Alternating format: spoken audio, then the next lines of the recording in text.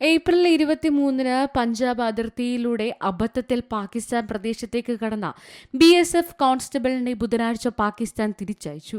രാവിലെ 10:30ഓടെ അട്ടാരി വാഗ അതിർത്തിയിലാണ് കൈമാറ്റം നടന്നത്. അതിർത്തി വേലിക്ക് അപ്പുറത്തുള്ള പ്രാദേശിക കർഷകരെ അനുഗമിക്കുകയായിരുന്നു അദ്ദേഹം. സീറോ ലൈൻ വരെ കാർഷിക പ്രവർത്തനങ്ങൾ അനുവദനീയമായ ഒരു പ്രദേശമാണിത്.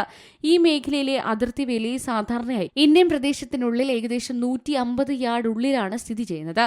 ഇടയിലുള്ള തുറന്ന സ്ഥലത്ത് പ്രതിരോധ നിർമ്മാണങ്ങൾ അനുവദനീയമല്ല. പാക് പട്ടാളം ശാരീരികമായി ഉപദ്രവിച്ചിട്ടില്ലെങ്കിലും മാനസികമായും ശാരീരികമായും തളർത്താൻ വേണ്ടി പ്രവൃത്തികൾ ചെയ്തിരുന്നതായി അദ്ദേഹം പറയുന്നു.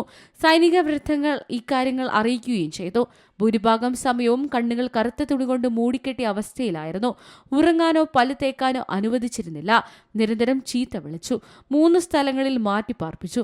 അതിലൊന്ന് ഒരു വ്യോമത്താവളമായിരുന്നു. അവിടെ നിന്നും വിമാനങ്ങൾ ഉയർന്നു പൊങ്ങുന്നതിന്റെയും ഇറങ്ങുന്നതിന്റെയും ശബ്ദങ്ങൾ കേട്ടിരുന്നു. പിന്നീട് ഒരു ജയിൽ അറയിലേക്ക് മാറ്റി. പൂർണ്ണം കുമാറിനെ ഉദ്ധരിച്ച സൈനിക വൃത്തങ്ങൾ പറഞ്ഞു. സാധാരണ വേഷങ്ങളിൽ എത്തിയ ചില മുതിർന്ന ഉദ്യോഗസ്ഥർ അതിർത്തിയിലെ BSFന്റെ സേനാ വിന്യാസത്തെക്കുറിച്ച് ചോദിച്ചു. അന്താരാഷ്ട്ര അതിർത്തിയിൽ ഇന്ത്യ വിന്യസിച്ചിരിക്കുന്ന മുതിർന്ന ഉദ്യോഗസ്ഥരെക്കുറിച്ചും ചോദ്യങ്ങളുണ്ടായി.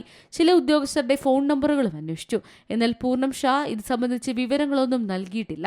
പൂർണ്ണം ഷാ നിലവിൽ ഇന്ത്യൻ സൈനിക കേന്ദ്രത്തിലാണുള്ളത്. അദ്ദേഹം മാനസികവും ശാരീരികവുമായ ആരോഗ്യം വീണ്ടെടുത്ത് വരുന്നതായി ബന്ധുക്കളുമായി ഫോണിൽ സംസാരിച്ചതായും സൈനിക വൃത്തങ്ങൾ അറിയിച്ചു.